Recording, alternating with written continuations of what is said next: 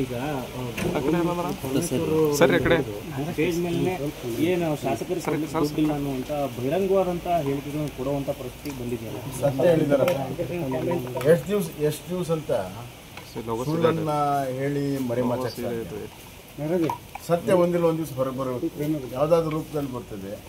ಮತ್ತು ಪರಮೇಶ್ವರನ ಬಾಯಲ್ಲಿ ಬಂದಾಗ ಅದು ಶಿವನ ಬಾಯಲ್ಲಿ ಬಂದಂಗೆ ಅದು ಸತ್ಯ. ಸರ್, ಈಗ ಹಿಂದೆ ನಿಮ್ಮ ಸರ್ಕಾರಗಳಿದ್ದಾಗ ಇವರು ಶ್ವೇತಪತ್ರ ಹೊರಡಿಸಿ ಅಂತ ಡಿಮಾಂಡ್ ಮಾಡೋದು, ಆ ರೀತಿಯ ಆರ್ಥಿಕ ಸ್ಥಿತಿಗತಿಗಳ ಬಗ್ಗೆ ಶ್ವೇತಪತ್ರ ಹೊರಡಿಸಬೇಕು ಅನ್ನುವಂಥ ಬೇಡಿಕೆ ಏನೇನಾದರೂ BJP ಇಡುತ್ತಾ ವಿಪಕ್ಷಗಳು? ಇವ್ರ ಹತ್ರ ಶ್ವೇತ ಪೇಪರ್ ಇಲ್ಲ, ಬ್ಲ್ಯಾಕ್ ಪೇಪರ್ ಇದೆ.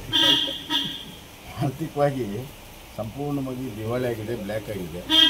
ಅದು ನಿತ್ಯ ಜನ ಅನುಭವಿಸ್ತಾ ಇದ್ದಾರೆ. ಇದಕ್ಕಿಂತ ದೊಡ್ಡ ಶ್ವೇತ ಪೇಪರ್ ಬೇಕಾ? ಎಲ್ಲ ರೇಟ್ಗಳು ಹೆಚ್ಚಾಗಿದೆ, ಎಲ್ಲ ಟ್ಯಾಕ್ಸ್ಗಳು ಹೆಚ್ಚಾಗಿದೆ, ದಿನನಿತ್ಯ ಅನುಭವಿಸ್ತಾ ಇದ್ದಾರೆ. ಪ್ರತಿಯೊಂದು ಕುಟುಂಬ ಒಂದು ವರ್ಷಕ್ಕೆ 50,000 ರೂಪಾಯಿ ಹೆಚ್ಚಿಗೆ ಹೊರೆಯನ್ನು ಹೊರಿತಾ ಇದೆ.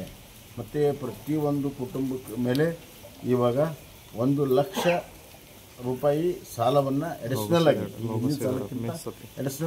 ಒಂದು ಲಕ್ಷ ಪ್ರತಿಯೊಂದು ವ್ಯಕ್ತಿಯ ಮೇಲೆ ಮಾಡಿದ್ದಾರೆ.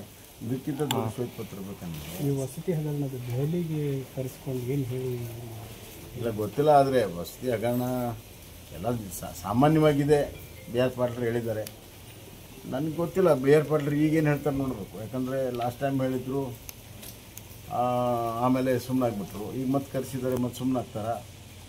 ಯೋಜನಾ ಆಯೋಗದ ಉಪಾಧ್ಯಕ್ಷರಾದರು. ಮತ್ತು ಈಗ ಏನಾದ್ರು ಗೌರ್ಮೆಂಟ್ ಎಕ್ಸ್ಪಾನ್ಷನ್ ಅವಕಾಶ ಕೊಡ್ತಾರೆ ನೋಡಿ.